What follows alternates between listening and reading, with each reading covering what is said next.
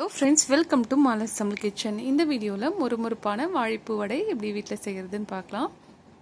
First இதுக்கான கடலைப்பருப்பை நம்ம ஊற வச்சுக்கணும். அரை கப்பளவு கடலைப்பருப்பு எடுத்து 2 தடவை தண்ணியில் வாஷ் பண்ணிவிட்டு 3ஆவது தடவை இந்த மாதிரி தண்ணி ஊற்றி 1 hour நான் ஊற வைக்க போகிறேன். மினிமம் 1 hour ஊறினா தான் பருப்பு நல்லாயிருக்கும் வடைக்கு. ஊறினப்புறம் தண்ணியெல்லாம் நல்லா கம்ப்ளீட்டாக வடிகட்டிடணும். இந்த மாதிரி ஒரு வடிகட்டி வச்சு வடிகட்டின பருப்பை ஒரு மிக்சி ஜாரில் சேர்த்துடலாம். இது கூட ஒரு 7-8 பூண்டு பல், ஒரு சின்ன பீஸ் இஞ்சி, அதையும் குட்டி குட்டியாக நறுக்கி வச்சுருக்கேன்.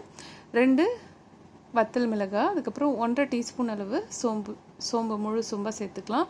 இது எல்லாத்தையும் நல்லா அரைச்சி எடுத்துகிட்டு வந்துடலாம். கொஞ்சம் கொரப்பாக அரைக்கணும், ரொம்ப ஃபைன் பேஸ்ட்டாக அரைக்கக்கூடாது. இந்த மாதிரி அரைச்சிட்டு அதை ஊற்று விட்டுக்கணும். இப்போ தேவையான அளவு உப்பு சேர்த்துக்கலாம். இது கூட ஒரு சின்ன பெரிய வெங்காயத்தை சேர்த்துக்கிறேன் பொடியாக நறுக்கி. கூடவே கொத்தமல்லியும் கருவேப்பிலையும் அப்புறம் 2 பச்சை மிளகாயும் பொடியாக நறுக்கி சேர்த்துருக்கேன். வாழைப்பூ நான் இன்றைக்கி அரை வாழைப்பூ எடுத்திருக்கேன். அதையும் நல்லா பொடியாக நறுக்கி மோர் தண்ணியில் சேர்த்து வச்சுருந்தேன். அந்த தண்ணியெல்லாம் நல்லா கம்ப்ளீட்டாக வடிகட்டிட்டு நம்ம இந்த பருப்பு கூட சேர்த்துக்கலாம். இப்போ இது எல்லாத்தையும் நல்லா பிசைஞ்சுக்கணும். காரத்துக்கு நம்ம பச்சை மிளகாய் வத்தல் மிளகாய் இது 2மே சேர்த்துருக்கோம். இப்போ இது எல்லாத்தையும் நல்லா மிக்ஸ் பண்ணிக்கணும். வாழைப்பூ கொஞ்சம் தண்ணி விட்டுருக்கோம். அதனால் 2 டேபிள் ஸ்பூன் பொட்டுக்கடலை எடுத்து நல்லா ஃபைன் பவுடராக அரைச்சிட்டு இந்த மாவு கூடவே சேர்த்து நல்லா மிக்ஸ் பண்ணிக்கலாம். அப்போ தான் நமக்கு உருண்டை பிடிக்க வரும். அதிகமான வாழைப்பூ சேர்க்குறதுனால நான் பொட்டுக்கடலை சேர்க்குறேன். நீங்கள் வாழைப்பூ ரொம்ப குறைவாக சேர்த்திங்கன்னா இந்த மாதிரி உருண்டை பிடிக்க ஈஸியாக வரும்.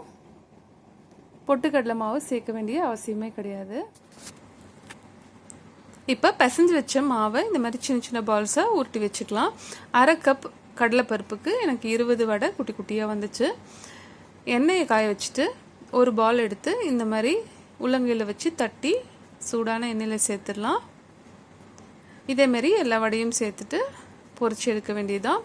வாழைப்பூ வடை குக் பண்ணும்போது நம்ம கொஞ்சம் மிதமான தீலையே வச்சு குக் பண்ணிக்கிட்டோன்னா வாழைப்பூவோட சத்துக்கள்லாம் போகாமல் இருக்கும். இடையில ஒரு தடவை வடையை திருப்பி போட்டுட்டு இந்த மாதிரி பொன்னிறமானதும் நம்ம வெளியே எடுத்துக்கணும். ரொம்ப கிறிஸ்பியாக இருக்கும் இந்த வடை. நீங்களும் இதை உங்கள் வீட்டில் ட்ரை பண்ணி பாருங்கள். ட்ரை பண்ணி பார்த்துட்டு உங்கள் கமெண்ட்ஸ் சொல்லுங்கள். வீடியோ பிடிச்சிருந்தால் மறக்காமல் மாலசம் கிச்சன் சேனலுக்கு சப்ஸ்கிரைப் பண்ணிக்கோங்க.